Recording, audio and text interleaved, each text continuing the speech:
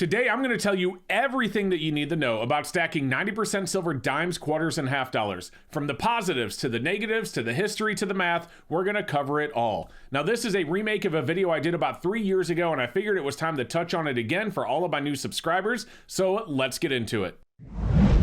Now, before we talk about how 90% silver works today, we should really look at the history of 90% silver and why we stopped producing it in the first place. And this goes all the way back to the Coinage Act of 1965, which actually was a result of coin shortages that we had in 1959. You see, those coin shortages in 59 led to expanded production to meet demand. We did not have enough coins at the time. This, along with silver's increased industrial demand, and as you know, that has continued to go up over the years, led to pressure being placed on the price of silver, which the government at the time had capped at just north of $1.29 per ounce. That is what they were selling it for. On the open market, it was actually going for a little bit more. Now, the government knew that if silver had passed $1.38, that the silver coinage would have a higher metal value than the face value, leading to hoarding. In other words, people would be pulling it out of circulation and not using it, leading to even more coin shortages. To add to this problem, the hoarding of the 1964 Kennedy half dollar, which, as you guys know, was assassinated 11/22/63. This was incredibly recent in the minds of everybody back then. And so when the 1964 half dollar came out with John F. Kennedy on it, people were pulling those out of circulation as well and hoarding them. This all led, going back to the Coinage Act of 1965, which debased silver half dollars down to 40% silver and eliminated silver completely from dimes and quarters. Now, of course, 90% silver didn't leave circulation immediately. They wouldn't have had enough clad quarters, dimes, and half dollars to really get us through, so they were in circulation for a while, but eventually the US exited the silver market. The silver spot price jumped to over $2 an ounce, and people started pulling it out of circulation immediately. And I'm really thankful that they did, otherwise we wouldn't have all of this 90% silver that we have today. So now that you know the history and why we stopped producing 90% silver all the way back in 1964, let's take a look at the hard numbers and how 90% silver works today. But before we do me a favor, go down below and make sure you are subscribed. It really helps us out, and many people don't realize they aren't subscribed to the channel yet, so I really appreciate that. Also, I wanted to let you know really quick that this week our sponsor SD Bullion has a spot deal on 1 ounce silver Britannias. You can get one of them at spot price with no premium at all. Now, if you tack that on with some of the other low price silver, like their 1 ounce silver rounds today that are also on sale, you can even get that shipped to you free. So go check it out at sdbullion.com/deals, and I will put a link in the description below. All right, so now that we know the history of 90% silver, let's take a look at the hard numbers and how it actually works today. So 90% silver coinage, that is your dimes, quarters, and half dollars 1964 and before. When those were originally minted, coming off the presses in 1964 and earlier, they had 0.7234 ounces of silver per dollar face value. So in other words, if you took 10 dimes or 2 quarters and 5 dimes or 2 half dollars, however you added up, every single dollar had 0.7234 ounces of silver. Now in today's market, we generally use 0.715 ounces per dollar when we're trading, and that accounts for wear to the coin because those coins, of course, have worn over the year.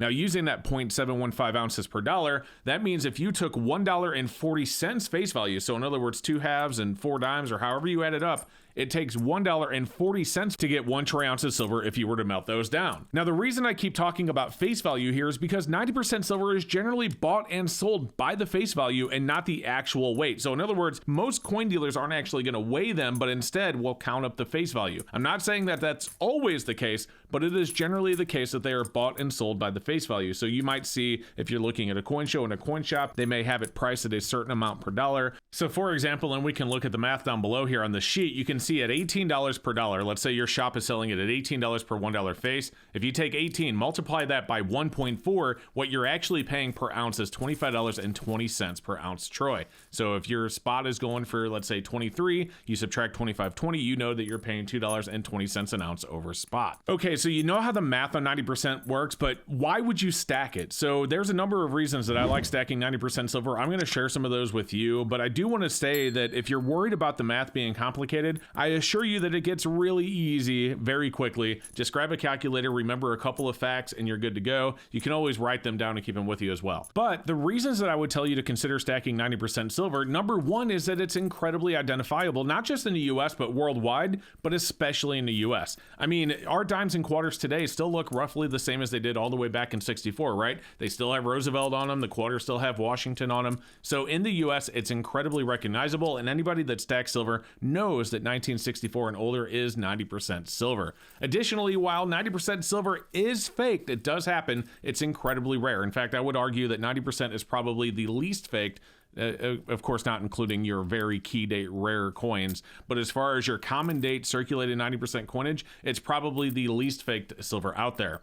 Now, another thing to consider is there is an incredibly finite amount of 90% silver left. Guys, it's not being produced anymore. It hasn't been produced since 1964. But additionally, if you consider all the silver that's been pulled out of circulation, and if you look at 1980, when the silver price went to over $50 an ounce because of the Hunt brothers cornering the market, during that time, millions of dollars of face value of 90% dimes, quarters, and half dollars were melted down and refined. Those no longer exist. They're not making this stuff anymore. A lot of it's already gone, and it's going to continue to get more scarce as time goes on. So that is a reason to consider 90% as well. And then the final thing that I'll argue here, and some people say that you don't really need fractional silver, but I disagree. 90% is a very good way to stack fractional silver. Now, of course, back last year in 2023, I wasn't saying that because the price and the premiums were so incredibly high on it, premium being how much you're paying over spot. But today, with the premiums going down and the spot price being down right now, 90% is incredibly affordable. It's a very good way to stack fractional silver. And so, as I said in a video that I released last week, I am definitely adding 90% to my stack once again, which is one of the reasons that I definitely wanted to do and refresh this video.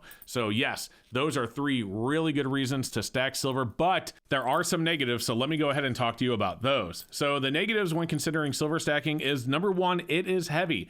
90% silver. Silver's already heavy. As you guys know, compared to gold, it takes a lot more silver than it does gold to get to the same value. So silver is already heavy, and then 90% actually adds 10% to that weight, because 10% of a 90% silver coin is copper. That means you need 10% more space. It's going to be 10% heavier as you continue to stack, comparing it to just 99 fine silver bullion. So that is one thing to consider, and definitely one of the reasons that I don't recommend stacking 90% silver exclusively. The second one is that, I kind of said earlier that the math is easy, but additionally, it's really not everyone's strong suit as well. So if you are not interested in doing the math for 90% silver, if you would rather just have 1 ounce silver rounds and 10 ounce silver bars, and know with this bar you have 10 ounce, and know with this 1 ounce round you have 1 ounce without doing any math, then maybe 90% silver really isn't the way to go. They do make fractional silver. You can get quarter ounce, half ounce, 10th ounce. I still prefer 90%, but if you're not good with math, or if you just don't want to deal with it, that is a negative as well. And then the last one, and I'm going to tell you a story about this, and then we'll let you go here, is that it is still spendable. Now, I don't consider that to be a good thing, even though some people do. And the reason is I have a story to tell you, and I shared this in the last video I did about this.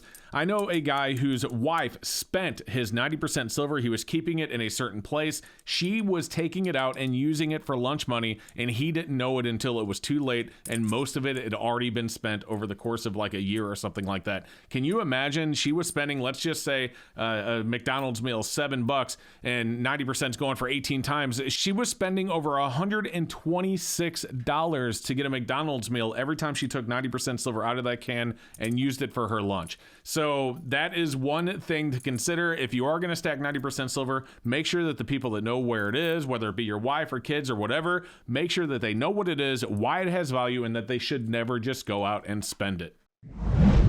So there you go, guys, and I hope, especially for your new stackers, that this really helped you out and gave you some much needed info. I hope that you took notes, and I hope that you enjoyed this video. If you did, do me a favor, make sure you hit that like button, and don't forget to subscribe. It really does help me out, and I'm going to put this video right here. If you haven't seen it yet, that's the next video you should watch. Thank you so much for joining me today, and we will see you next time.